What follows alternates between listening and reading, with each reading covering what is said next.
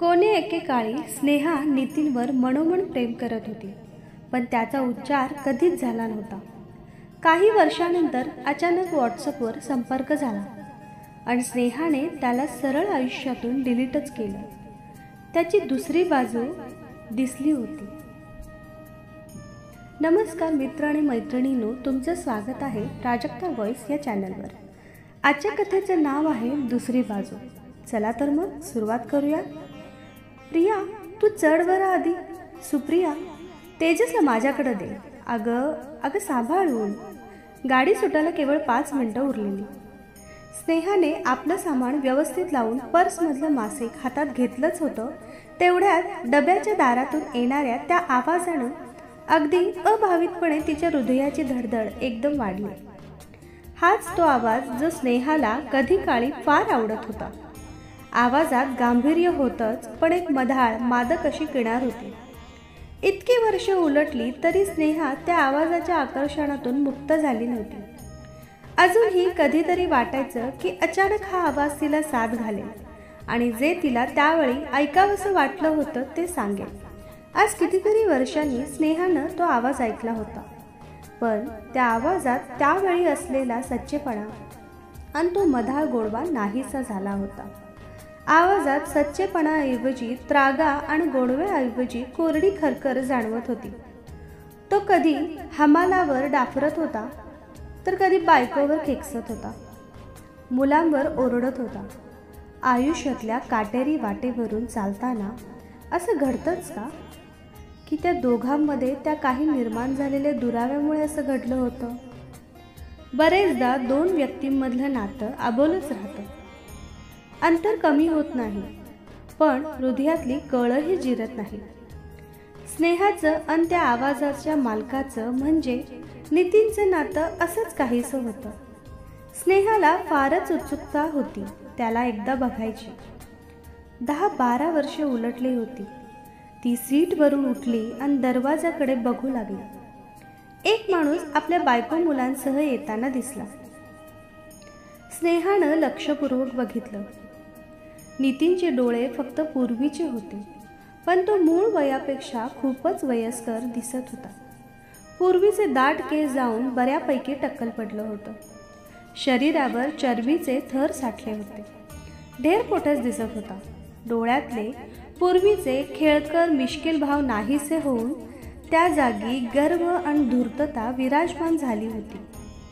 कॉलेजच्या दिवसातला हाच का तो हँडसम नितीन? नितीनची नजर स्नेहाकडे गेली, पण त्यानं तिला ओळखले नाही. ही कोण सुंदर मुलगी म्हणून उत्सुकतेनं आणि थोड्याशा वासनेनंच त्यानं तिच्याकडे बघितलं. स्नेहा त्याची नजर चुकवून आपल्या सीटवर येऊन बसली. ती नजर तिला सहनच झाली नाही. कॉलेजातले ते एकत्र असण्याचे दिवस स्नेहा त्यावेळी अगदीच साधी आणि अनाकर्षक वाटायची, पण नितीन मात्र स्मार्ट हँडसम दिसायचा. स्नेहा त्याच्याकडे आकर्षित झाली होती. इतर कुणाशी न बोलताही स्नेहा त्याच्याशी बोलण्याची संधी शोधत असायची. पण आता काळ बदलला होता. चांगली शैक्षणिक गुणवत्ता, त्यामुळे मिळालेली उत्तम पगाराची उच्च पदाची नोकरी, त्यातून आलेलं आत्मविश्वासाचं तेज आणि एकूणच अभिरुची जाणवेल असं राहणीमान, यामुळे स्नेहा खूपच आकर्षक वाटू लागली होती. नियमित पायी फिरणं, योगासनं, प्राणायाम, आपण मोजका आहार, यामुळे ती खूपच तरुण दिसायची. कुठलाही पोशाख तिला शोभून दिसायचा. मासिकाची पानं उलटता उलटता स्नेहा विचार करत होती. मागील इतक्या वर्षात तिला नितीनची आठवण आली नव्हती असं नाही. फेसबुकवर बघितलं होतं, त्याचा नंबरही टिपून घेतला होता, पण कधी फोन केला नाही की फ्रेंड रिक्वेस्ट पाठवली नाही.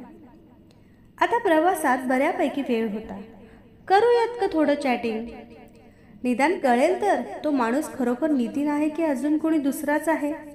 तिनं व्हॉट्सअपवर नुसतंच हाय टाईप करून पाठवलं. ताबडतोब उत्तर आलं. कुठं आहेस, कशी आहेस? ती दचकली. तिला ओळखायला त्याला क्षणभरही लागला नव्हता. प्रोफाईल पिक स्नेहानं एडिट करून रंगीबेरंगी केलं होतं. चेहराही खूप स्पष्ट नव्हता, पण त्यानं कदाचित ट्रू कॉलरमुळं ओळखलं असेल. मला ओळखलंस? आठवते मी तुला. 100% आठवते आहेस आणि इतरही सगळं. इतरही सगळं म्हणजे? स्नेहानं दचकून विचारलं. तेच, तू आणि मी मिळून ठरवलं होतं. स्नेहानं उत्तर दिलं नाही. नितीनचा पुन्हा मेसेज आला. हल्ली कुठं आहेस, काय करतेस? नाशिकमध्ये आहे, जॉब करते. स्नेहानं उत्तर लिहिलं. गुड. त्यानं स्माइली पाठवली. तू सांग, घरी सगळे कसे आहेत? 2 मुलं आहेत ना तुला? स्नेहानं विचारलं. आता दचकायची पाळी नितीनची होती. तुला कसं माहीत? बस असंच, माहिती करून घ्यायची इच्छा असली की सगळं होतं. स्नेहानं त्याच्या विचारांचा कल जाणून घेण्यासाठी म्हटलं. ताबडतोब त्याचा प्रश्न आला. तुझं लग्न झालं? नाही, अजून केलं नाहीये. कामातच गुंतलेली असते, आनंदात असते. मला तर वाटलं होतं तुझ्याशी पुन्हा संपर्क तरी होतोय की नाही, पण तू आजही माझ्यासाठी फ्री आहेस तर. नितीनच्या भावना आता बाहेर डोकावू लागल्या होत्या. स्नेहाला त्याची भाषा आणि त्याचा स्वर आवडला नाही. चुकीचा विचार करतो आहेस. मी कुणासाठीही फ्री नाही. सहजच तुझ्याशी संवाद साधला. मी पण हेच म्हणतोय. तेच काय? हेच की तुझ्या हृदयात मी आहे. कित्येक वर्षांपूर्वी जसा होता तसाच आहे. नितीनचा मेसेज आला. बराच वेळ स्नेहानं काही उत्तर पाठवलं नाही. नितीननं पुन्हा मेसेज पाठवला. आज तुझ्याशी संपर्क झाला, खूप बरं वाटलं. नेहमीच चॅटिंग करूयात. ओके, शुअर, स्नेहा म्हणाली. स्नेहाच्या मनात विचित्र वादळ होतं. चांगलंही वाटलं आणि बऱ्यापैकी आश्चर्यही वाटलं. नेमकं कसं रिॲक्ट व्हावं हेच तिला समजत नव्हतं. तिनं पुन्हा एक मेसेज टाकला. बाय द वे, आता कुठं आहेस? आता मी ट्रेनमध्ये आहे आणि नागपूरला जातोय.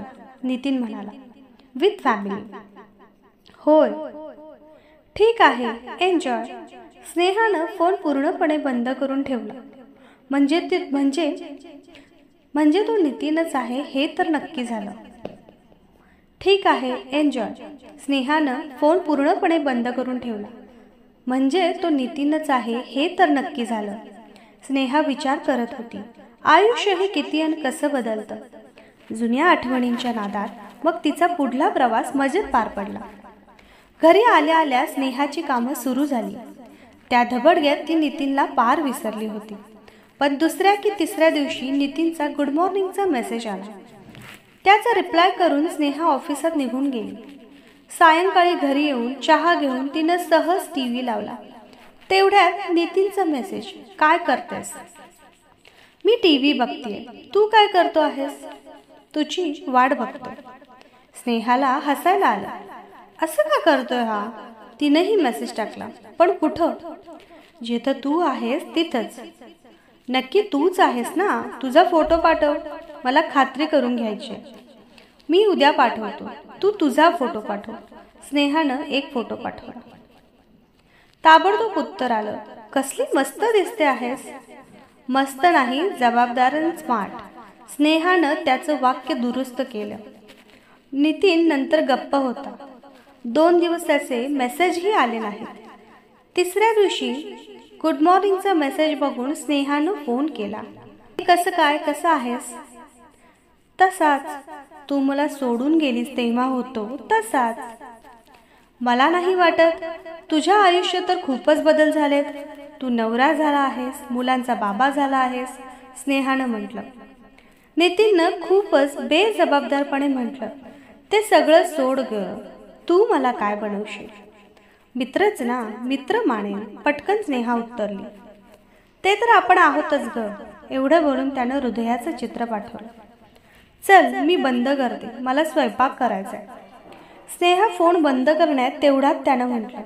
अगं आई, काही दिवसांनी मी तिकडे येतोय. ठीक आहे, आलास की कळव. काय काय खायला घालशील, कुठं कुठं फिरवशील? जे तुला हवं असेल ते. मला तर तू हवी आहेस. त्याच्या बोलण्याच्या टोनमुळे स्नेहा दचकली. मग म्हणाली, खरंच? पण पूर्वी कधी बोलला नाहीस तू? कारण ऑलरेडी तुला समजलेलं होतं. होय, खरंय ते. 100% खरंय, मला समजलं होतं. तर मग तू का नाही बोललीस? नितीननं उलट प्रश्न केला. स्नेहानं अगदी निर्लिप्तपणे सांगितलं. कारण तुलाही समजलेलं होतंच. आता तू कशी राहतेस? कशी म्हणजे थंडीत. नितीनचा हा प्रश्न स्नेहाला विचित्र वाटला. तिनं विचारलं, तुमच्याकडे थंडी नसते का? माझ्याकडे थंडी पळवून लावण्याचा उपाय आहे ना. तुझी थंडी कशी पळवून लावतेस? त्याचा प्रश्न. त्याची विचारण्याची पद्धत, त्यामागचा किळसपणा, सूचकपणा सगळंच ओंगळ वाटलं स्नेहाला. शी, काहीही काय बोलतोस? तिनं आपला राग व्यक्त केला. पण नितीनचा टोन कायमच होता. तसाच निर्लज्जपणे म्हणाला, हे सगळं आधीच बोलून घेतलं असतं तर आजचा दिवस वेगळाच असता. ते जुनं विसर आता. तू आता विवाहित आहेस, पत्नी आहे तुला. ती तिच्या जागी, तू तुझ्या जागी. तू म्हणशील तेव्हा तुझ्याजवळ येऊ शकतो, नितीननं म्हटलं. स्नेहाला नितीनची ही भाषा खूपच खटकली. स्वतःच्या पत्नीविषयी आदर, मान, प्रेम काहीच नव्हतं का त्याच्या मनात? नवनीत इतक्या हलक्या भाषेत बोलू शकतो हे त्यावेळी कळलं नव्हतं. हे असं इतकं उघड आमंत्रण? त्यावेळी त्याबद्दल कोमल भावना मनात होत्या, पण या क्षणी आता मनात थोडा तिरस्कार आणि दुरावा जाणवू लागला होता. तिनं फोन बंदच केला. 2 तासही झाले नसतील, पुन्हा नितीनचा मेसेज आला, कशी आहेस? स्नेहानं मेसेज टाकला, हे काय चाललंय? मी चांगली आहे. रात्र कशी घालवतेस? नितीनचा पुढचा प्रश्न. स्नेहाला असल्या विचित्र प्रश्नाची अपेक्षा नव्हती. तिनं संक्षिप्त उत्तर दिलं, झोपू. झोप येते? हा प्रश्न स्नेहाला आवडला नाही. तरीही टाईप केला, हो, अगदी छान गाढ झोप लागते. आणि जेव्हा नितीननं असं काही अश्लील वक्तव्य केलं की स्नेहाचा पारा चढला. तिनं संतापून फोनवर सांगितलं, I don't like such type of gossip. अगं, मला वाटलं मी माझ्या मैत्रिणीशी बोलतोय. सॉरी, तू तर एकदम फिलॉसॉफर निघालीस. स्नेहाला त्याची ही चेष्टाही आवडली नाही. ती कडक शब्दात म्हणाली, फोन कॉल किंवा चॅटिंगला माझी ना नाही, पण भाषेची मर्यादा सांभाळायलाच हवी. मैत्रीत काही मर्यादा नसतात ग. मला म्हणायचंय, मैत्रीत सीमा कशाला हव्यात? पण मला सीमेतलीच मैत्री आवडते. सीमा किंवा मर्यादा नसलेली मैत्री मला मान्य नाही. स्नेहा संतापून म्हणाली, मी तुला आवडत होतं हे विसरू नको स्नेहा. आवडत असणं वेगळं, पण ती आयुष्यभराची चूक ठरणं मला मान्य नाही. तुझं हे गलिच्छ रूप लक्षात आलं हेही बरं झालं. यापुढे आपली मैत्री नाही. अत्यंत संतापानं बोलून तिनं फोन बंद केला. नितीनचा नंबर कायमचाच बंद केला, ब्लॉक केला. आता स्नेहाला शांत शांत वाटलं. नितीनला स्वतःच्या आयुष्यातून उणं केल्याचा पश्चातापही वाटला नाही. अल्लड वयात त्याच्यावर प्रेम केलं होतं. तो हवासा वाटत होता. पण आता तो बदलला की त्यावेळी स्नेहालाच त्याची दुसरी बाजू कळली नव्हती. तुम्हाला आजची ही कथा दुसरी बाजू कशी वाटली हे तुम्ही नक्की कमेंट बॉक्समध्ये कळवा. आणि कथा आवडल्यास चॅनलला लाईक करा, सबस्क्राईब करा.